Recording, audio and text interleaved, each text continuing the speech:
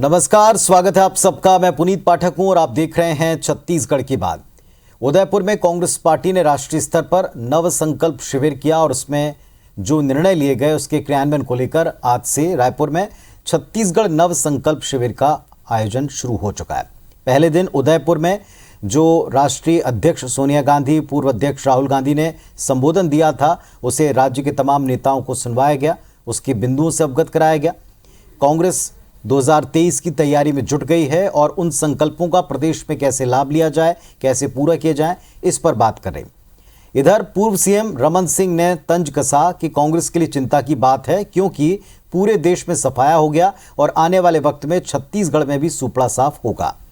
बड़ा सवाल यह कि मजबूत स्थिति में जिस राज्य में पार्टी दिखती हो, उसकी सरकार चल रही हो, जहां पार्टी की कमजोर स्थिति बीजेपी की दिखाई दे रही हो, वहां पर यह राय क्या सियासत है, क्या तर्क हैं उनके, क्या तर्क हैं, इसके पलटवार में दोनों पक्षों को सुनेंगे, लेकिन एक रिपोर्ट आपको दिखाएंगे। और रिपोर्ट के साथ साथ ये भी बता दें कि इस विषय पर बातचीत करने के लिए हमारे साथ आज ओपी चौधरी जी, भारतीय जनता पार्टी के एक युवा और लगनशील नेता जुड़े, और शिशुपाल सोरी साहब, एक जिम्मेदार जनप्रतिनिधि, कांग्रेस पार्टी के विधायक महोदय। आप दोनों को नमस्कार। आप दोनों से चर्चा की शुरुआत हम करेंगे, लेकिन इसके पहले जय जोहार। जय जोहार। कांग्रेस का नवसंकल्प शिविर उदयपुर, कांग्रेस का नवसंकल्प शिविर रायपुर। उदयपुर नवसंकल्प शिविर की तर्ज पर ठीक 20 दिन बाद छत्तीसगढ़ कांग्रेस ने रायपुर में भी नवसंकल्प शिविर का आयोजन किया। 2 दिवसीय शिविर में उदयपुर शिविर में लिए गए नव संकल्पों पर चर्चा होगी। पहले दिन शिविर में सोनिया गांधी और राहुल गांधी के उदयपुर में दिए गए भाषण को दिखाया गया। इसके बाद सीएम भूपेश बघेल और पीएल पुनिया ने संबोधित किया। मुख्यमंत्री ने कहा कि उदयपुर के चिंतन शिविर में जो प्रस्ताव पारित हुए, उन पर आगे हमें काम करना है। जो दिशा निर्देश मिले हैं, उनका पूरे प्रदेश में पालन करना होगा। वहाँ जो प्रस्ताव पारित हुए उसके अनुसार हम लोगों को काम आगे करना है। वहाँ जो निर्देश दिए गए, फैसले लिए गए हैं, उसके पालन हम लोगों को प्रत्येक प्रदेश में करना है। इससे पहले 50-50 फॉर्मूले पर भी कांग्रेस नेताओं ने बेबाकी से अपनी राय रखी। शिविर के दूसरे दिन प्रदेश के वरिष्ठ नेता अलग अलग मुद्दों पर अपनी राय रखेंगे। इसमें 50+ में कोई दुविधा नहीं है। हमारे बहुत ही प्रतिभाशाली नौजवान हैं जो जगह लेने के लिए तैयार हैं, और 50% ही तो है, कोई 100% तो नहीं कहा जा रहा है। नेताओं को 5-5 नेताओं को टॉपिक दी गई है। उस टॉपिक में हम कैसे जमीनी स्तर पर काम करें, उसके बारे में अलग अलग नेता उन मुद्दों पर विस्तार से अपनी बात रखेंगे। हालांकि कांग्रेस के नवसंकल्प शिविर पर विपक्ष ने तंज कसते हुए कहा कि वो जितना भी चिंतन कर लें, देश में पहले ही उनका सफाया हो रहा है। आने वाले समय में कांग्रेस छत्तीसगढ़ से भी साफ हो जाएगी। चिंतन शिविर इतना ज्यादा होने लगे, चिंता होने लगी उनको। इनका जो प्रमुख ट्रेनर था, कोच जिसको कहा जाता है, वो मैदान छोड़ के भाग गया है। पीके बोलता है कि इनको मैं कुछ सिखा ही नहीं सकता, क्योंकि सीखना ही नहीं चाहते। कांग्रेस किसी से कुछ सीखना ही नहीं चाहती। नवसंकल्प शिविर में राहुल गांधी को राष्ट्रीय अध्यक्ष बनाए जाने का प्रस्ताव पेश हुआ। संगठन महामंत्री अमरजीत चावला ने प्रस्ताव रखा, जिसका समर्थन शिविर में मौजूद सभी लोगों ने हाथ उठाकर किया। बहरहाल उदयपुर में लिए गए नवसंकल्पों को हकीकत में बदलने कांग्रेस 2 दिन रायपुर में मंथन करेगी। अब सवाल ये, 2 दिन की चर्चा के बाद उन संकल्पों को कांग्रेसी जमीनी स्तर पर कैसे उतार पाते हैं, जिससे उन्हें आगामी 2023 विधानसभा चुनाव में फायदा मिल पाए। राजेश मिश्रा, IBC 24, रायपुर। चलिए, तो आप देख रहे हैं हमारे साथ में ओपी चौधरी साहब और शिशुपाल सोरी जी जुड़े हुए हैं, और लंबा तजुर्बा शिशुपाल सोरी साहब को है। जमीन पर भी काम उन्होंने देखा है, पार्टी का भी काम वो देख रहे हैं। शिशुपाल जी, आपने विपक्ष की प्रतिक्रिया सुनी। उनका कहना है सारे देश में कांग्रेस का सफाया हो गया, इसीलिए चिंता आप कर रहे हैं। चिंता लाजमी भी है, और साथ में ये भी कहा है कि पीके भी सिखा नहीं पाए, वो भी कोचिंग देना चाहते थे लेकिन छोड़ के चले गए। विपक्ष की इस राय पर कांग्रेस पार्टी की क्या राय बनती है, या क्या उनका कहना है, कैसे देखते हैं आप इसे?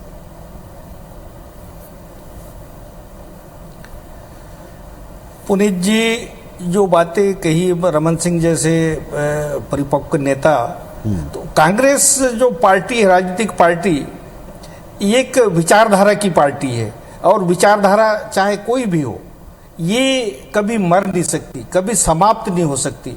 और ये जो कांग्रेस पार्टी है, जो हजारों कुर्बानियों के बाद बनी, स्वतंत्रता संग्राम सेनानी इन्होंने जो बलिदान दिया, उनके रग रग में, हमारे हर कांग्रेसियों के रग रग में वो खून दौड़ रहा है जो गरीबों के लिए उस समय जो अत्याचार हुए। तो इसीलिए हमारे जो फोकस है गरीबों पे, जो जुल्म सह रहे हैं उन पे, और जो गरीब किसान मजदूर और जो फैक्ट्री में काम करने वाले वर्कर्स, तो ये सर्वहारा वर्ग के लिए एक जो चिंता करने वाली अगर एकमात्र पार्टी है तो वो कांग्रेस है। और इनके पीछे जो सोच है गांधी जी का कि कैसे सुराजी ग्राम आए, और ये जो गांव की जो संपत्ति है उसका उपयोग किस तरह से हो कि ज़्यादा से ज़्यादा लोगों को रोजगार मिले, कुटीर उद्योग हैं, लघु उद्योग हैं, उनको कैसे बढ़ाया जाए। तो ये सुराजी गांव का जो सपना देखा था वो हमारे सोच में है। और अभी ये जो कह रहे हैं कि ये जो कांग्रेस देश से खत्म हो रही है, उनको चिंता करना चाहिए कि छत्तीसगढ़ से शुरुआत हो रही है, वो अभी कहाँ सिकुड़ते जा रहे हैं ये हमारे जनता ने बता दिया है। इनकी जो सांप्रदायिक सोच है, इनकी जो पूंजीवादी सोच है, कुछ घरानों को आप बढ़ाओ, बाकी लोगों को गरीब से गरीब, जो ये जो खाइयां हैं, आर्थिक विषमताएं जो बढ़ रही है, ये जनता के सामने आपकी बात पर मैं ओपी चौधरी जी से उत्तर लेता हूं। ओपी चौधरी जी, दो प्रश्न है मेरे और इनके साथ आप अपनी बात भी रख दीजिएगा। प्रश्न नंबर 1 ये कि जिस राज्य में पार्टी कांग्रेस पार्टी सबसे मजबूत स्थिति में है, जिसके सामने आपकी पार्टी के सांसदों, आपकी पार्टी के विधायकों की, जनप्रतिनिधियों की जो स्थिति है वो आपको पता है, उस पार्टी के बारे में उस राज्य में आप ये कमेंट कर रहे हैं, केवल राजनीति है या कोई आधार भी इसका? और दूसरी बात ये कि ये विपक्ष को भी चिंता करनी चाहिए कि बीजेपी की स्थिति राज्य में ऐसी क्यों है? जी पुनीत जी, छत्तीसगढ़ राज्य का गठन अटल बिहारी वाजपेयी जी ने सन 2000 में किया। उसके बाद में उन 3 विधानसभा चुनाव में लगातार, लगातार अनवरत रूप से भारतीय जनता पार्टी को हैट्रिक आशीर्वाद प्रदान किया। 3 बार लगातार आशीर्वाद प्रदान किया, और 3 बार आशीर्वाद देने के बाद चौथी बार इन्होंने जो झूठ का परिंदा फेंका है, उसके कारण हमारी छत्तीसगढ़ की भोली भाली जनता दिग्भ्रमित हुई है। तो इसलिए छत्तीसगढ़ में 4 चुनाव विधानसभा में अब तक हुए, उसको 3 बार भारतीय जनता पार्टी ने जीता। इस बात को किसी को नहीं भूलना चाहिए। दूसरी बात जो महत्वपूर्ण विषय है कि ये कांग्रेस जो है एक राष्ट्रीय पार्टी है, इसलिए राष्ट्रीय संदर्भों में इसकी समीक्षा निश्चित रूप से होनी चाहिए। इससे पहले मैं कहना चाहूंगा कि गांधी जी की विरासत, आजादी की विरासत, आजादी के आंदोलन की विरासत एक राजनीतिक षड्यंत्र के तहत भारत देश में कांग्रेस के द्वारा दुरुपयोग किया गया है। इस बात को हर व्यक्ति जानता है। आजादी के समय जो जा रही थी गांधी जी के नेतृत्व में, उसमें सभी विचारधारा के लोग थे। गरम दल भी था, नरम दल भी था, दक्षिणपंथी भी थे, साम्यवादी दल भी थे, सबके अपने अपने विचार थे। लेकिन एक मंच के रूप में चूंकि लड़ाई आजादी के लिए थी और अंग्रेजों के खिलाफ थी, इसलिए सबने लड़ाई लड़ी। और जब देश आजाद हुआ तो गांधी जी चाहते थे कि कांग्रेस का राजनीतिक उपयोग समाप्त होना चाहिए, इसीलिए वो कांग्रेस को एक सेवा के संगठन के रूप में परिवर्तित करना चाहते थे। लेकिन दुर्भाग्य से ऐसा इस देश में नहीं हुआ। एक राजनीतिक षड्यंत्र के तहत आजादी के एक मंच का राजनीतिक दुरुपयोग किया गया, और ठीक है, लेकिन आज की तारीख में इस चरम पर आकांक्षा तक पहुंच गई चौधरी जी, परिवार से बाहर नहीं निकल पा रहे। चौधरी जी, आज की तारीख में एक सत्य यह है कि एक सबसे बड़ा राष्ट्रीय स्तर पर अगर आप विकल्प हैं तो दूसरी तरफ सबसे पुराना दल, राष्ट्रीय दल, वो भी एक विकल्प के तौर पर हर बार अपने आप को पेश करता है। वो चिंतन कर रहा, आप कह रहे हैं उन्हें चिंता करनी चाहिए क्योंकि सफाया हो गया, तो वो आपसे पूछ रहे हैं, आपका भी प्रदेश में जैसे आपने कहा 3 टर्म था, तो वो भी बता रहे हैं कि हम भी इतने सालों तक राज करते रहे। बड़ी बात यह है कि क्या आपको आधार दिखता है कि राज्य जहां सबसे स्ट्रांग सरकार चल रही है वहां से इनका सफाया होगा? देखिए, जो कांग्रेस का अस्तित्व है वो आजादी के एक मंच के राजनीतिक षड्यंत्र के दुरुपयोग पर आधारित है। वहीं भारतीय जनता पार्टी की हम बात करें तो पहले जनसंघ के रूप में 1951 में जो स्थापित हुई और श्यामा प्रसाद मुखर्जी जी ने कैबिनेट, उन्होंने देखा कांग्रेस से देश का राजनीतिक भविष्य सुनिश्चित नहीं हो सकता, इसीलिए उन्होंने एक चंद 10 लोगों को लेकर के एक नया राजनीतिक विकल्प देने के लिए, कुर्सी से लोग के लिए नहीं, इस देश को राजनीतिक विकल्प देने के एक बेहतर सोच के कारण उन्होंने जनसंघ के रूप में भारतीय जनता पार्टी की शुरुआत की। और वो यात्रा अनवरत रूप से ऊपर उठती जा रही, क्योंकि उसके पीछे एक अच्छी सोच। और कांग्रेस के संदर्भों में हम चर्चा करें तो आजादी का जो मंच था उसका दुरुपयोग हुआ, इसीलिए इस बात का उत्तर मिलेगा। शौरी साहब, आजादी के लिए सब एक मंच पर आए थे, उसका राजनीतिक तौर पर इस्तेमाल करने का आरोप कांग्रेस पर है।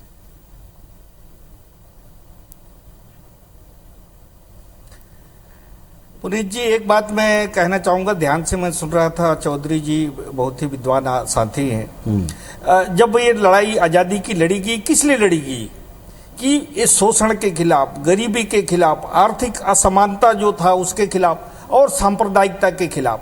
यही तो बात हम आज कहते जा रहे हैं। और आज जो बीजेपी का स्वरूप है वो क्या है? ये सांप्रदायिकता की ओर बढ़ रहा है, गरीब और दिनों दिन गरीब होते जा रहा है। और आर्थिक असमानता की जो बात करें तो कुछ जो बड़े घराने, औद्योगिक घराने, उनकी संपत्ति दिनों दिन बढ़ते जा रही है और ये जो गरीब दिनों दिन गरीब होते जा रहा है। बेरोजगार की संख्या के जो आंकड़े हैं दिनों दिन बढ़ते जा रहे हैं। और आलम ये है इसका अपना ये अपना महंगाई का ये तो चरम पे है। तो रुपयों का अवमूल्यन दिनों दिन होते जा रहा है। तो जिस उद्देश्य को लेके स्वतंत्रता संग्राम लड़े गए तो उनकी पूर्ति जी चौधरी साहब उत्तर दें। जिस उद्देश्य को देकर आजादी की लड़ाई लड़ी की बात है, क्या वो आपकी पार्टी पूरा कर रही है? आरोप क्या लगाएं वो आपने सुन लिया, उत्तर दें। ना महंगाई के मोर्चे पर, ना खाई पाटने के मोर्चे पर, किसी भी स्तर के ऊपर वो आपको खरा नहीं पाते हैं। देखिए, आज वैश्विक परिस्थितियां जो हैं, श्रीलंका की जैसी हालत है, वर्ल्ड ग्लोबल परिस्थितियां कैसी हैं, उसको शिशुपाल शौरी सर मेरे सीनियर रहे हैं और मैं बड़ा उनका सम्मान करता हूं और वो बड़े एक सुधी व्यक्ति हैं, हर चीज को समझते हैं।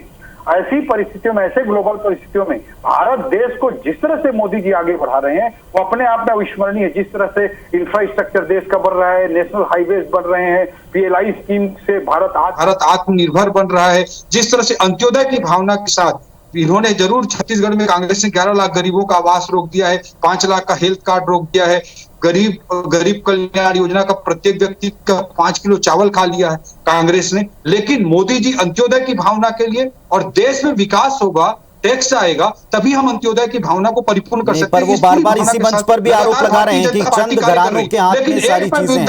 एक मुद्दा जो मैं शिशुपाल शौरी सर का रखना चाह रहा हूं कि वो कह रहे हैं कि कांग्रेस किस चीज के लिए काम करती है। कांग्रेस अटल बिहारी वाजपेयी जी भारत छोड़ो आंदोलन में लड़े थे, RSS के संस्थापक भी उसके सदस्य थे, मदन मोहन मालवीय जी बनारस हिंदू विश्वविद्यालय के संस्थापक भी उसके अध्यक्ष रहे। वो अलग कांग्रेस थी। और आजादी के बाद तो गांधी जी खुद कांग्रेस को समाप्त करना चाहते थे। कांग्रेस मुक्त, राजनीतिक रूप से कांग्रेस मुक्त। ठीक है, आपने कांग्रेस की बात की, आप अपनी पार्टी का भी उत्तर दीजिएगा। वो आज हम चर्चा कांग्रेस पर कर रहे हैं, वो कह रहे हैं कि आज आप चंद चीजें जो है आप सारे के सारे चंद घरानों के हाथ में आप सारी चीजें सौंप रहे हैं। कांग्रेस आज परिवारवाद की पार्टी बन गई है। पूरे देश में पप्पू के अलावा, राहुल गांधी के अलावा, प्रियंका गांधी के अलावा, सोनिया गांधी के अलावा इनको कोई नेता नहीं। उत्तर दें शौरी साहब। छत्तीसगढ़ के एक परिवार के इर्द गिर्द सारी पॉलिटिक्स कांग्रेस की आरोप लगा रहे हैं।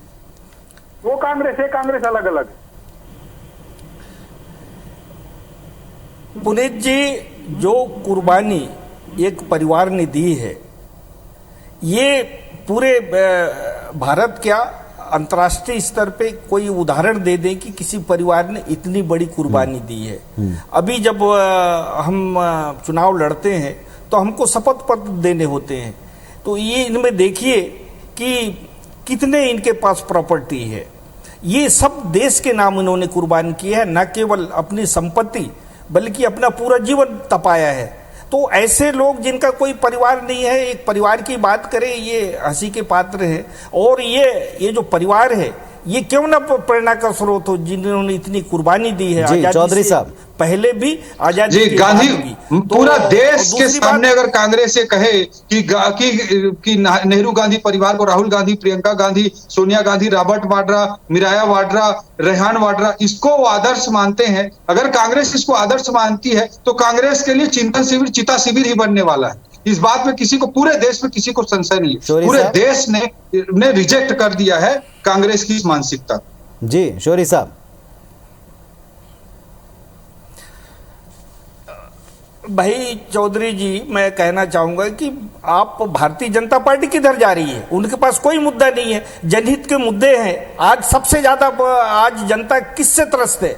महंगाई से त्रस्त है, बेरोजगारी से त्रस्त है। क्या इस संबंध में कभी आपने कोई आंदोलन किया, कोई बात किया? अगर इस संबंध में अगर आप आंदोलन करते हैं तो पूरा भारत आपके साथ होगा, किंतु आप किस बात की बात कर रहे हैं? डीलिस्टिंग, ये नया नाम आपने ले आया है, और ऐसे मुद्दे जिसका कोई लेना देना नहीं है। चलिए ठीक है, अब तो जीत के विकल्प के ऊपर नव संकल्प के साथ में कांग्रेस पार्टी अब छत्तीसगढ़ में भी चर्चा की शुरुआत कर चुकी है। ओपी चौधरी साहब, एक सीधा प्रश्न ये था कि भारतीय जनता पार्टी आगे, आपको भी 2023 में चुनाव में जाना है, उनको भी चुनाव में जाना है, वो आज मजबूत स्थिति में है संख्या बल के हिसाब से। आप कहते हैं लोगों का उनसे मोह भंग हो गया, लेकिन वो अपने फॉर्मूलों के ऊपर जो डिस्कस कहां से होना शुरू हुए आपको भी पता है। अगर जमीन पर उतारते हैं तो क्या यहां बीजेपी का एक लिए बड़ा चैलेंज नहीं होगा?